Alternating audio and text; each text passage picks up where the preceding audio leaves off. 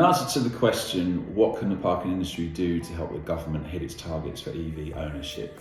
We have the following three thoughts or opinions. Number one, we feel that the parking industry that has many landowners, parking management companies within the industry or part of the BPA members forum could do more to actually release greater parking land mass for EV adoption. So an existing car park that may have 400, 500 spaces, a larger element of that car park could be offered up for EV install capabilities, not just 3 or 4 spaces as standard. The second point is that the industry needs to be careful and very mindful of being too reliant on purely app-based payment models and EV charging models. There needs to be a variety of ways to pay for EV charging and a variety of ways to actually book your EV vehicle in for a charging session.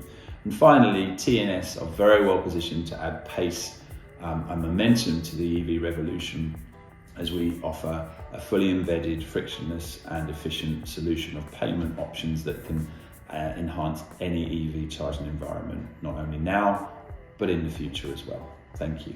Governments foster the transition to electric vehicles through policies and incentives. However, as more parking spots are reserved for e-charging, the overall parking pressure increases. So, some drivers leave their electric vehicles parked after charging, and also non-EVs park on reserved spots. The charging station becomes unavailable, leading to a seeming shortage of charging options. In turn, that makes EVs less attractive. This is where the parking industry comes into play. Smart parking, like the one that we do at Parkory, can tackle this problem on several levels. 1. Alleviate the overall parking pressure by directing surge traffic. 2. Encourage fair use of parking space by supporting policy enforcement, for example, alerting parking officers of overstaying cars. 3. Ensure proper use of e-charging infrastructure by checking if a parked car is in fact charging. That way, smart parking solutions help guarantee charging infrastructure availability, boost the adoption of EVs, meet government targets, and improve the overall parking situation. So I'm an EV driver myself, and there's nothing more annoying if you go to an EV charging station which is blocked by a non-EV car. So in my opinion, the most important thing to bring more EV cars on the road is the infrastructure, and one point where parking can help, and again then LPR license plate really can help, is to make sure that the EV charging parking points are not blocked by, let's say, gasoline cars. So that's where parking and especially LPR could bring a big benefit of improving the infrastructure of EV cars and thus to bring more EV cars on the roads. Thank you.